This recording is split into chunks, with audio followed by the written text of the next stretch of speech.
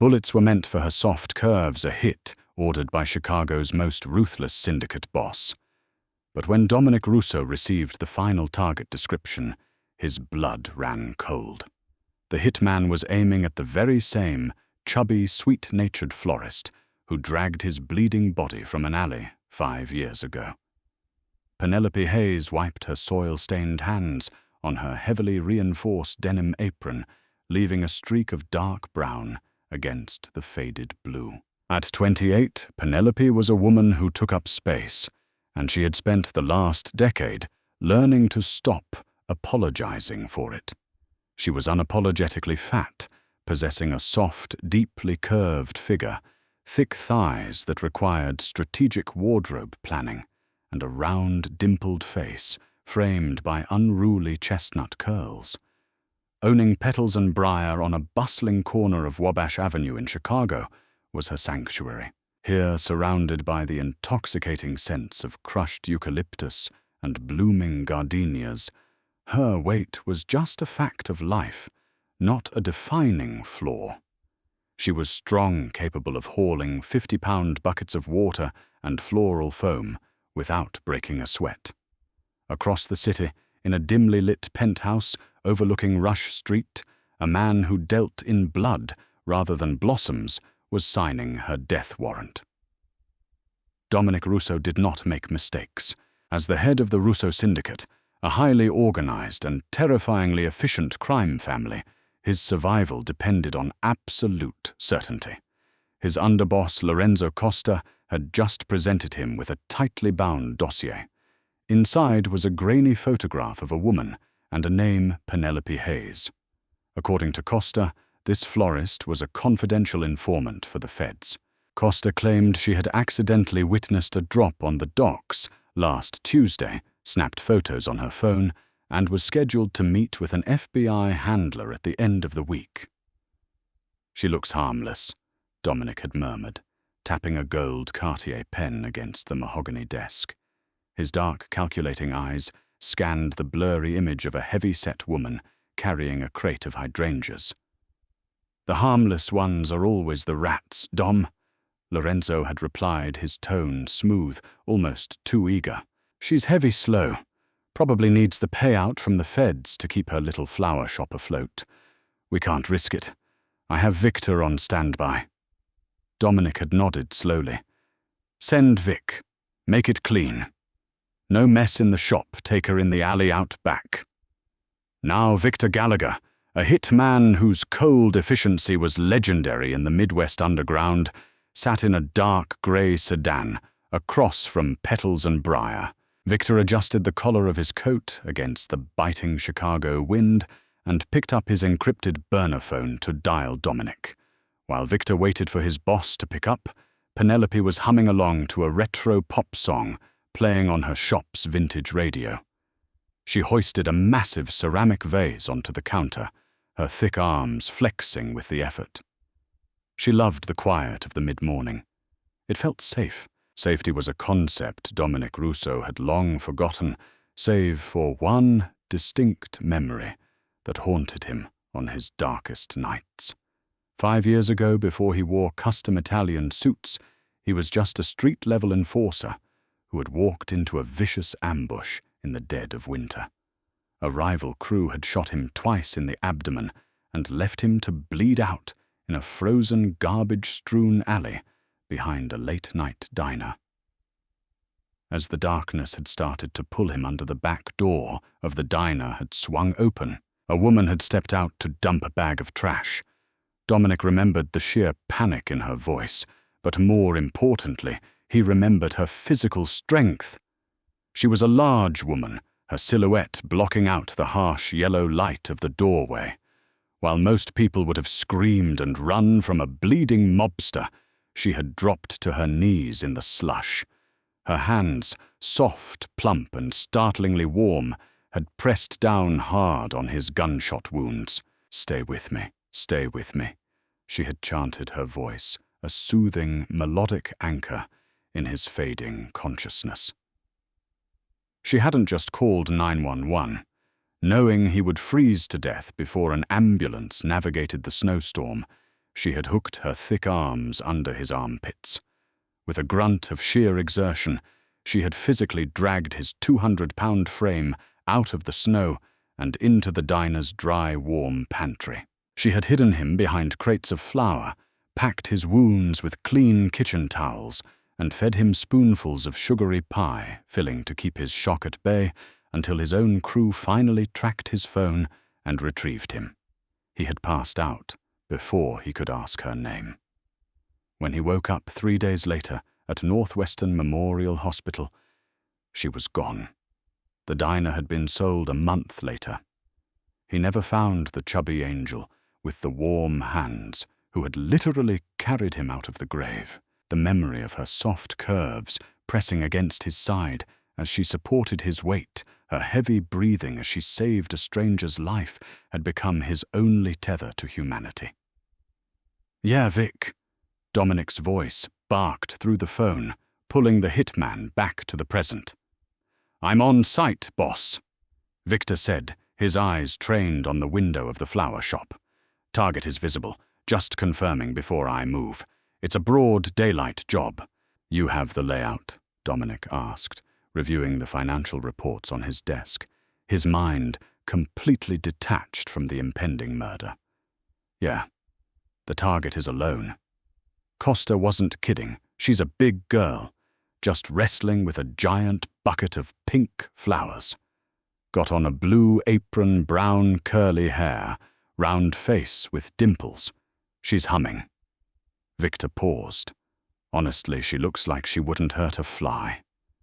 Dominic's hand froze over his paperwork. A strange cold prickle of electricity crawled up his spine. Big girl, brown curly hair, round face with dimples. "Vic," Dominic said, his voice dropping an octave. "Take a picture of her face, right now. Send it to me on the secure line." "I thought Costa already gave you a picture." "Do it, Victor!" Dominic roared, the sudden explosion of rage, making his bodyguards in the corner of the office flinch. 10 seconds later, Dominic's phone buzzed. He opened the image. It was high resolution, taken through the telescopic lens of Victor's camera. Penelope Hayes was wiping sweat from her brow, smiling brightly as she arranged a bouquet. Her cheeks were flushed. The air vanished from Dominic's lungs. It was her. The soft, dimpled face, the gentle, warm eyes, the strong, capable shoulders. It was the woman from the alley. His angel. "Vic." Dominic breathed into the receiver, his heart hammering against his ribs in a way it hadn't in 5 years. "If you touch one hair on her head, I will flay you alive. Do you understand me?" "Boss!" Victor sounded genuinely confused. "Stand down. Stand down. Stay in the car. Keep your eyes on the street. If anyone looks at that shop wrong, you kill them. I'm on my way." Dominic threw his phone onto the desk, completely ignoring his stunned bodyguards. The puzzle pieces were rapidly snapping together in his mind, forming a terrifying picture. Penelope Hayes wasn't an FBI informant. Lorenzo Costa was. Costa was the one acting nervous lately. Costa was the one who had arranged that drop on the docks. Costa had framed a completely innocent, randomly selected woman to cover his own tracks, assuming Dominic would just sign off on the hit without a second thought. Costa had almost tricked Dominic into murdering the only person in the world who had ever shown him true mercy. Dominic's black Cadillac Escalade tore through the streets of Chicago, ignoring red lights and speed limits. His driver, Tony, white-knuckled the steering wheel, sensing the lethal vibrating energy radiating from the back seat. Dominic's mind was a storm of guilt, rage, and a bizarre, desperate anticipation. He was finally going to see her again. When the SUV screeched to a halt outside Petals and Briar, Victor stepped out of his grey sedan and gave Dominic a subtle nod, indicating the perimeter was secure. Dominic adjusted his black suit jacket, taking a slow, steadying breath. He felt like a teenager, nervous and entirely out of his element. The bell above the shop door chimed cheerfully as Dominic stepped inside. The air was humid, smelling of damp earth and sweet roses. Penelope was standing behind the counter, her back to him, as she tied a silk ribbon around a bundle of baby's breath. "I'll be right with you," she called over her shoulder, her voice just as melodious and warm as he remembered. "Just finishing up a bridal order." "Take your time," Dominic replied. Penelope turned around, and for a second she just stared. The man standing in her quaint, messy flower shop looked like he belonged on the cover of Forbes, or perhaps a wanted poster. He was tall, impeccably dressed, in a dark, tailored suit that emphasized his broad shoulders with sharp, aristocratic features and dark hair styled meticulously. But it was his eyes that caught her off guard. They were intense, entirely focused on her softening in a way that made her stomach do a strange, unbidden flip. Penelope was used to being invisible to men like him. In a world obsessed with thinness, she knew exactly how wealthy, conventionally attractive men usually looked at her either with mild disdain or as if she were a piece of the furniture. But this man was looking at her as if she were the only oxygen left in a burning room. "Can I help you find something?" Penelope asked, suddenly, hyper-aware of the soil on her apron and the frizzy stray hairs escaping her messy bun. She instinctively crossed her thick arms over her stomach, a defensive gesture she had honed over a lifetime. Dominic stepped closer to the counter. He saw the defensive shift in her posture and hated himself for being the cause of it. "I need an arrangement. Something resilient. Something that survives the bitter cold." Penelope blinked, surprised by the poetic request. "Well, if you want resilience, you're looking for something structural. Maybe some hellebores, they actually bloom in the snow. They're strong." "Strong," Dominic repeated, his eyes drifting down to her hands. They were the same hands, plump, capable, and gentle. "Like the woman who sells them." Penelope let out a nervous, throaty laugh, her cheeks turning a deep shade of pink. "I just haul water and dirt, mister. I don't know about strong." "I do," Dominic said softly. He rested his hands on the edge of the counter, leaning in. "Do you ever think about the people you've met in passing, the ones you might have helped, who never got to say thank you?" Penelope frowned, confusion knitting her brow. She looked closer at his face. Beneath the pristine grooming and the aura of absolute wealth, there was a faint, jagged scar running along his jawline. A memory tugged at the edges of her mind, a terrifying, freezing night at the back of Benny's diner. Blood on the snow, a heavy, groaning man leaning all his dead weight against her soft, plush body as she desperately hauled him inside. "You," Penelope whispered, her hazel eyes widening in shock. She took a step back, bumping into a shelf of ceramic pots. "The man from the alley, Benny's diner, 5 years ago. Dominic," he said, holding his hand out across the counter. "My name is Dominic Russo, and you are Penelope." Penelope didn't take his hand. Her heart started to race, but not entirely from romance. "How do you know my name? I never told you my name." Dominic's expression hardened, though not at her.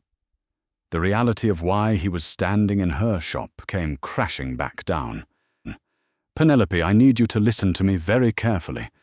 You are in grave danger, and it is entirely my fault.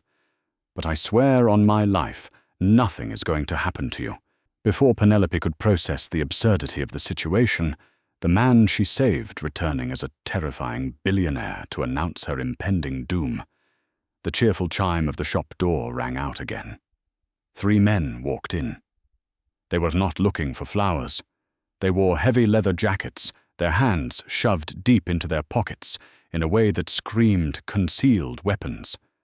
Penelope recognized the type instantly from her years working late-night shifts in rough neighborhoods. Dominic didn't even turn around. His posture simply shifted his shoulders, squaring, transforming from a grateful man into a lethal predator in a fraction of a second. "Boss!" one of the men sneered, looking directly at Dominic's back. It was one of Lorenzo Costa's lieutenants, a brute named Marco. "Lorenzo figured you might get sentimental or suspicious. He sent us to make sure the florist got pruned." Penelope felt the blood drain from her face. She was a big, strong woman, but she was no fighter. She instinctively reached for the heavy pair of pruning shears on the counter, her knuckles turning white. "Costa is a dead man, Marco." Dominic said, his voice deadly calm, never taking his eyes off Penelope. He gave her a microscopic, reassuring nod. "And you made a mistake walking into this shop." "It's 3 against 1, Dom." Marco laughed, pulling a silenced pistol from his jacket. "And the fat girl ain't gonna save you this time." At the derogatory comment, something dark and violent flashed in Dominic's eyes. He moved with a speed that defied his size. In one fluid motion, Dominic swept a heavy marble vase off the counter, hurling it directly into Marco's face. The sickening crunch of bone echoed through the shop as the vase shattered, dropping the lieutenant to the floor. The other 2 men raised their guns, but before they could fire, the front window of the shop exploded inward in a shower of glittering glass. Victor Gallagher, who had been waiting outside exactly as ordered, had stepped onto the sidewalk and opened fire with a suppressed weapon. The 2 remaining thugs dropped like sacks of dirt, groaning amidst the crushed petals and shattered glass. Silence descended on the shop, save for the hum of the vintage radio and the frantic, heavy breathing of Penelope Hayes. She stood frozen, the pruning shears still clutched in her hand, staring at the blood pooling over her pristine white floor tiles. Dominic slowly turned back to her, ignoring the carnage behind him. He reached into his jacket, pulled out a pristine white handkerchief, and gently wiped a speck of blood from the counter near Penelope's hand. "I apologize for the mess," Dominic said, his voice terrifyingly polite. "As I was saying, Penelope, you're coming with me. I owe you a life, and starting today, I plan to pay it back." Penelope stared at the mob boss, then at the bodies, then down at her own trembling, chubby hands. The quiet, simple life of the plus-sized florist was officially over. The Chicago's underworld had just crashed through her front door, and the most dangerous man in the city was looking at her like she was a queen. Sirens wailed in the distance, a harsh reminder that the reality of Chicago was rapidly crashing down around them. Penelope stared at the pristine white handkerchief Dominic had offered her mind, struggling to bridge the gap between the quiet hum of petals and briar and the brutal violence that now stained its floor. She was a woman who found solace in the predictable rhythms of nature, in the slow bloom of peonies, and the stubborn resilience of ivy. This chaotic, blood-soaked world was utterly foreign. Dominic gently placed a hand on the small of her back. His touch was firm, radiating a heat that seeped through the thick denim of her apron. "We have less than 3 minutes before the Chicago Police Department swarms Wabash Avenue," he said, his voice a low, steady rumble that somehow managed to anchor her spiraling panic. "You cannot be here when they arrive. Costa has men deep inside the precinct. If they take you into custody, you won't survive the night." Penelope swallowed hard, her double chin pressing against her collar as she nodded. She didn't argue. Survival instinct honed during her tough upbringing on the South Side kicked in. She dropped the heavy pruning shears onto the counter with a loud clatter, untied her soiled apron, and followed the Mafia Boss out the shattered front door. They climbed into the back of the armored black Escalade just as the first flashing blue lights rounded the corner of Jackson Boulevard. Victor took the wheel, peeling away from the curb with a smooth, terrifying speed. Inside the cabin, the tinted windows plunged them into a heavy, insulated silence. Penelope pressed herself against the passenger door, intensely aware of the space she occupied. The plush leather seats of the Escalade were spacious, but Dominic sat close, his broad shoulders and long legs eating up the distance between them. She reflexively crossed her arms over her stomach, a nervous habit she used to hide her curves. She felt profoundly unglamorous, a sweaty, overweight florist sitting next to a man who looked like he owned the entire city skyline. "You're shaking," Dominic observed softly. He didn't offer empty platitudes or tell her to calm down. Instead, he reached over and gently pulled her hands away from her stomach, holding them in his own. His thumbs traced the calluses on her palms. "I'm sorry for bringing this into your sanctuary, Penelope." "Who is Lorenzo Costa?" she asked, her voice trembling slightly. "And why did he want to kill me?" Dominic's jaw tightened. The faint, jagged scar along his cheekbone caught the passing streetlights. "Costa is my underboss. He has been skimming money from our shipments out of O'Hare International Airport for months. He recently orchestrated a botched drop on the docks to cover his tracks. He needed a scapegoat to present to me, someone he could frame as an FBI informant to distract me from his own treason." Penelope let out a breathless, incredulous laugh. "And he chose me, a plus-sized florist who barely leaves her shop. He chose you because you looked soft." Dominic said, his dark eyes locking onto hers with an intensity that made her breath catch. "He looked at your photograph and saw someone easy to erase. Someone who wouldn't fight back. But he doesn't know you. He doesn't know the woman who dragged a 200-pound bleeding man through a blizzard behind Benny's diner. He mistook your kindness for weakness. It will be the last mistake he ever makes." They arrived at a sleek, hyper-modern high-rise on Lakeshore Drive, an exclusive building where anonymity was bought with exorbitant wealth. Dominic ushered her into a private elevator that ascended directly to the penthouse. When the doors opened, Penelope stepped into a space that took her breath away. Floor-to-ceiling windows offered a panoramic, glittering view of Lake Michigan and Navy Pier.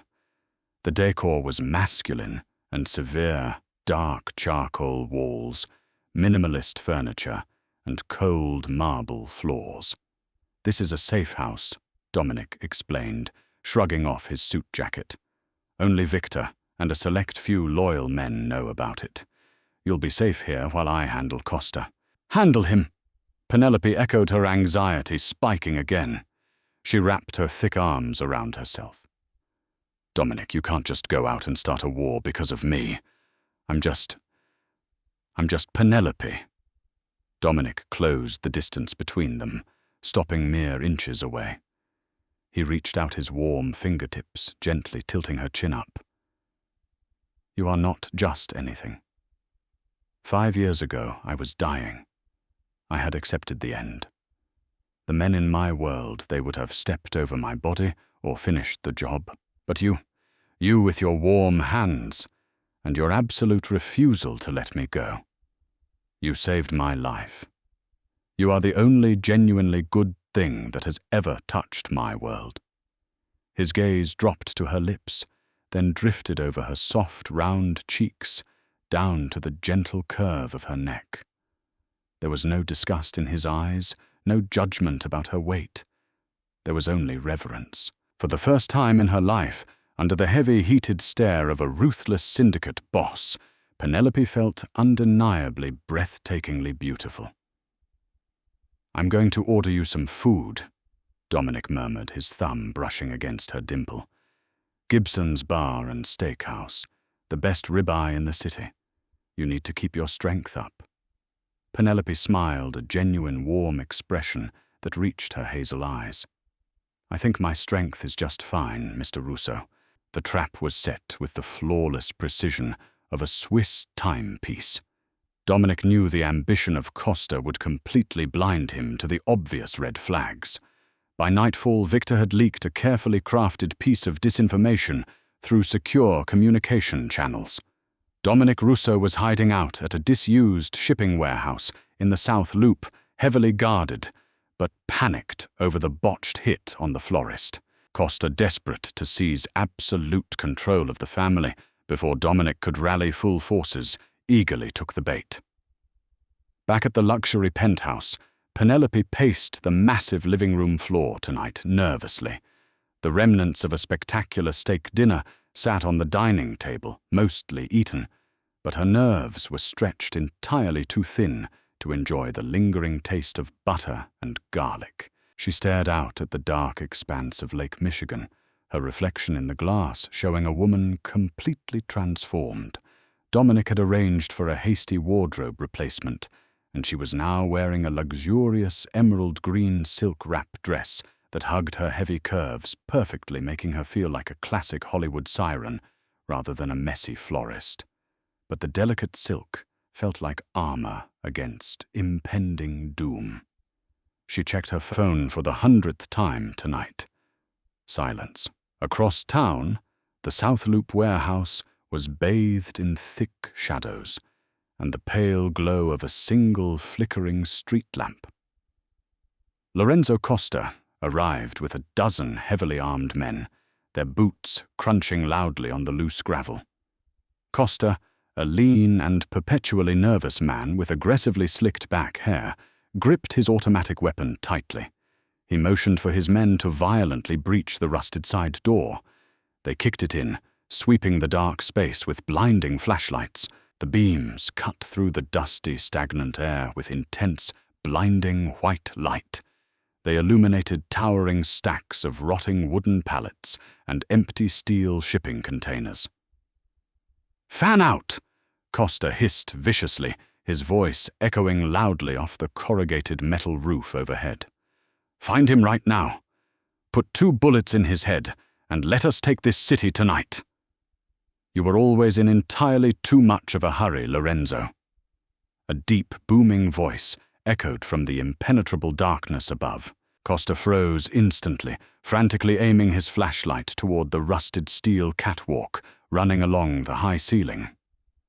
Dominic stood there, a terrifying phantom, dressed in a flawlessly tailored black suit, seemingly unarmed and calm. He looked down at the foolish men who had brazenly betrayed him with a terrifying, predatory calmness. "Kill him!" Costa screamed in pure panic, firing a wild, desperate burst of bullets that pinged harmlessly against the massive steel rafters. Instantly, the entire warehouse erupted into inescapable light. Massive floodlights snapped on, instantly blinding Costa and his treacherous crew. Before they could adjust their vision, Victor Gallagher and 20 loyal enforcers stepped out from behind the massive shipping containers, their heavy weapons leveled and perfectly steady. They were suddenly trapped in a deadly lethal crossfire right now, at this exact moment. The men dropped their weapons and raised their hands in cowardly surrender. Loyalty in the criminal syndicate only ever extended as far as the highest probability of personal survival. Costa stood completely alone, his narrow chest heaving wildly, his gun shaking violently in his clammy hands. He looked wildly around at his surrendering crew in absolute disbelief, then up at Dominic, who was slowly descending the metal staircase, his measured footsteps echoing loudly like a tolling funeral bell. "You went after an innocent man, Lorenzo," Dominic stated clearly, stopping gracefully just a few short feet away from his former underboss. "You tried to use her innocent blood to completely paint over your own unforgivable sins." "She is a nobody," Costa spat angrily, intense panic raising the pitch of his trembling voice. "She is just a fat, pathetic florist. You are really going to tear our entire family apart over her." Dominic moved significantly faster than Costa could ever blink. He rapidly closed the distance, his large, powerful hand snapping out to completely wrap around the throat with bone-crushing force. He lifted the pathetic man several inches off the dirty ground without breaking a single sweat on his angry face. "That woman," Dominic growled menacingly, his deep voice a demonic whisper, "is the beating heart of this entire city. She is my absolute savior. And you are a dead man." With a swift, efficient motion, Dominic delivered a devastating strike to the chest, violently throwing him backward into the sharp gravel. "Victor," Dominic commanded firmly, deliberately, turning his broad back on the pathetic display. "Clean up this messy situation. I have a very important someone desperately waiting for me." A single silenced gunshot echoed loudly through the cavernous warehouse, finally putting an immediate end to evil, treacherous, and greedy ambition. Dominic confidently walked out into the cool Chicago night air. The violent chaos of his dark world had been firmly contained. Now he only wanted to return to the genuine warmth he had desperately craved for 5 agonizing years. When the private elevator pinged open inside the luxurious penthouse, Penelope spun around quickly, her racing heart leaping high into her throat. Dominic stepped out slowly. His suit jacket was entirely gone, his silk tie was loosened, and there was a slight streak of dark dust on his pristine dress shirt, but he was safe and completely unharmed from the battle. Penelope did not even pause to think. She simply moved forward. Her thick legs carried her across the cold marble floor with surprising speed, and she threw her heavy arms tightly around his neck. Dominic let out a shuddering breath, catching her heavy frame instantly. His strong arms wrapped tightly around her wide waist, pulling her flush against his solid chest. "Costa is gone," he murmured softly. "You are entirely safe." She kissed him deeply, anchoring his dark soul forever. The ruthless mob boss finally surrendered his vast empire completely to the brave, chubby florist who truly owned his heart. What a wild ride. From a deadly mafia hit to a fiercely protective romance, Penelope and Dominic proved that true strength comes in all shapes and sizes, and destiny always finds a way to repay a kindness. If you loved this intense, pulse-pounding story of loyalty and unexpected love, please hit that like button, share this video with your fellow romance drama lovers, and don't forget to subscribe for more thrilling original stories every single week.